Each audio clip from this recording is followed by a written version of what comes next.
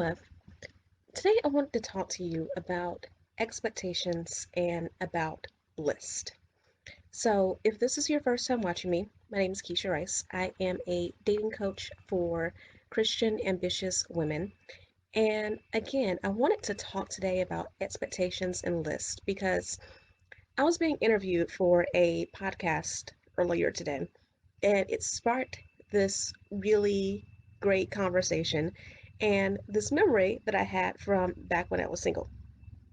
So I was telling the woman who interviewed me that, when you grow up as the daughter of a preacher, oftentimes your own family, people in your church seem to think that it would be so beautiful and so cute for you to end up with another fellow preacher's child. And when you're single, that means that oftentimes you get set up even when you don't want to, which I'm sure even people who aren't preachers' kids can relate to this. But, I thought of this one time in particular that I went to visit my aunt and uncle who pastored a church at the time. And I go to the church service. Everything is good, praise and worship. We're singing, clapping our hands, all that good stuff. And my uncle gets up and he says, I just want to thank God. My niece is here today. She's visiting us. Keisha, stand up. Like, yeah, she's so smart and she's so great and she's doing this for a living. He goes on and on about me. And then he says, and by the way, she's single. So, any guys up in here who are also single, my niece, can't you see you see how pretty she is? She's smart, like she's single. And, I barely survived church service after that. Then we have this dinner because if you've grown up in a black church, we like church dinners, kind of our jam. So have the dinner afterwards, and my aunt comes along and brings this guy who is also a preacher's kid. He sits next to me, and then she's like, the two of you need to chat because you'll be perfect together. And I'm sure at that moment she was already planning our wedding. Now, this actually did not turn out to be a horrible situation. He and I went out on one date and mutually agreed that there was nothing romantic there. We should just be friends. But here's why I tell you this story. One of the biggest mistakes that I see when it comes to women going out and dating and trying to find their purpose partner is not really knowing what it is that you want in a relationship and not having the right expectations of how this relationship should go.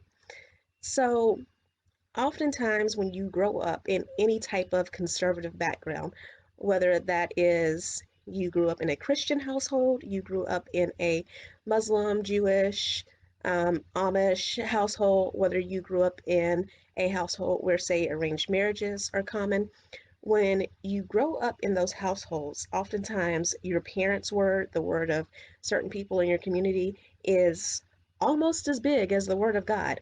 And you have these perceptions that are drilled into you that are basically, you know, I was going to say brainwashed, kind of, yeah, brainwashed into you to the point where you don't even really know what you want. Or you are told what it is that you should want and you don't really go deeper than that. So oftentimes women come to me and they say, I want a man of God. I want a man who is on fire for Jesus and he's going to be a spiritual leader in the household and he's going to pray 10 times a day, and there's nothing wrong with that.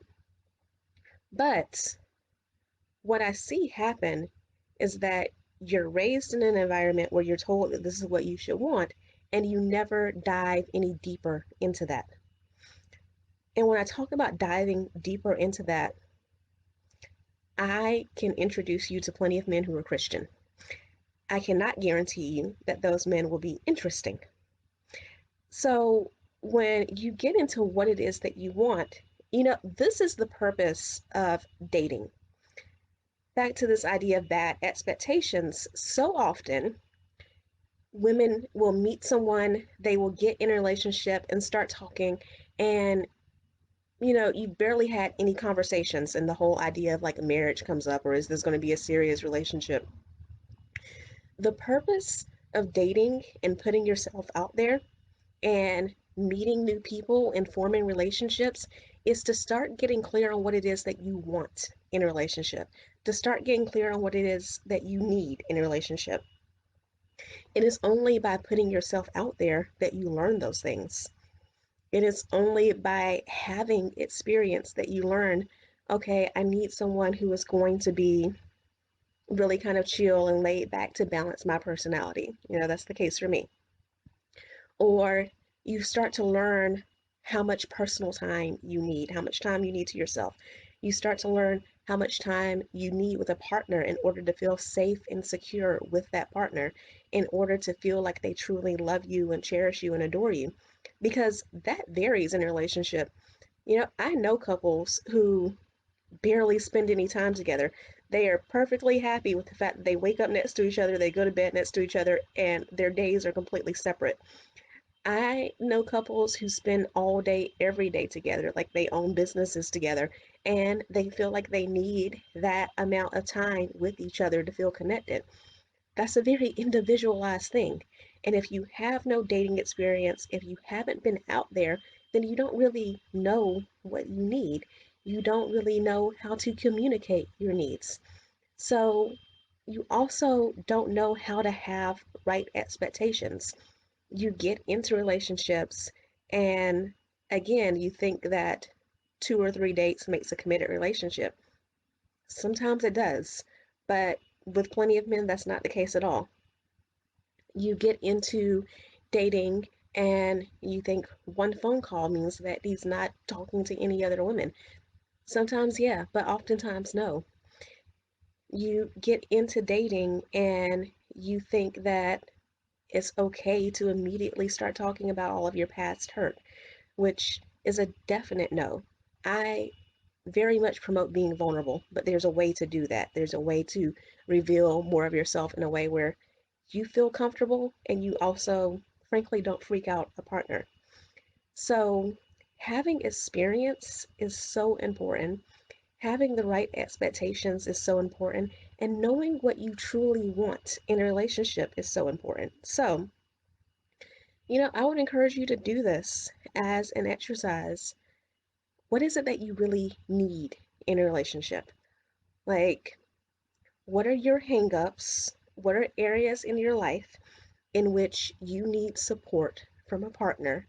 And how would a partner help complement those things, not fill you? And I want to make that clear as well, because a relationship is not 50-50. A relationship is 100-100.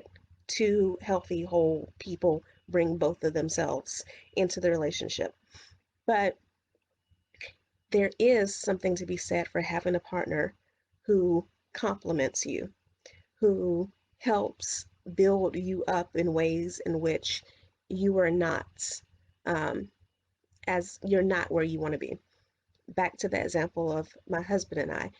I'm very type A, and I can get very worked up about things. And my husband compliments that because he's more laid back. So he allows me to sometimes just step back and see the big picture. But he's not completing me, he complements. So I want you to think about that. What are your needs? What are areas in your life in which you fall short, and a partner could help add to you and help you learn how to get to where it is that you want to be in life?